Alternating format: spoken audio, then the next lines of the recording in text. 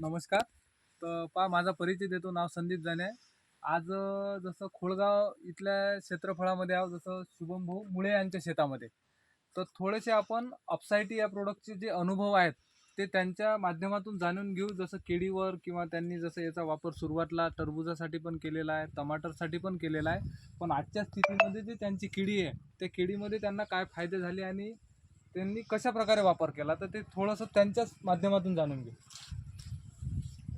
धन्यवाद. परिचय द्या. माझं नाव शुभम बाळूमुळे, माझं राहणं पांढरे गाव आहे आणि याचा वापर मी खूप दिवसापासून करून राहिलो. चांगला रिझल्ट आहे. ड्रिपमधूनही आहे आणि फवारणीमधून स्प्रेमधून पण आहे आणि याचा म्हणजे ग्रोथ लवकर होते. फवारणीमध्ये केलं, ड्रिपमधून केलं तर चांगला रिझल्ट आहे त्याचा. मला चांगला अनुभव आला आहे आणि अजून याच्यासमोर करणार आहे मी.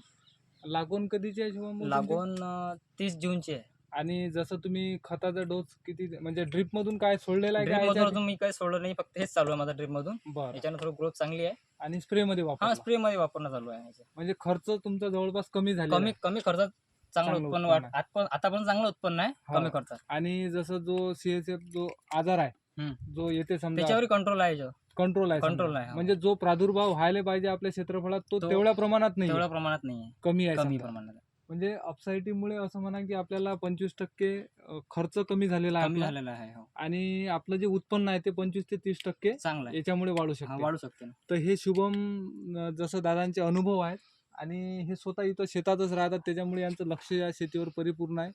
तर अपसाईटीचे फायदे ते चांगल्या प्रकारे मागच्या वर्षीपासून घेत आहेत आणि आता पण त्यांनी 5 लिटरची कॅन घेतलेली आहे फक्त या किडीसाठी, कारण त्यांना माहिती आहेत की याचे फायदे काय होणार आहेत. तर अशा प्रकारे हे अपसाईटी हे प्रोडक्ट आपण शेतकऱ्यांपर्यंत पोहोचू शकतो. धन्यवाद. चांगलं. तसं आता तुम्ही वापरलं म्हणून मी तर सरले म्हटलं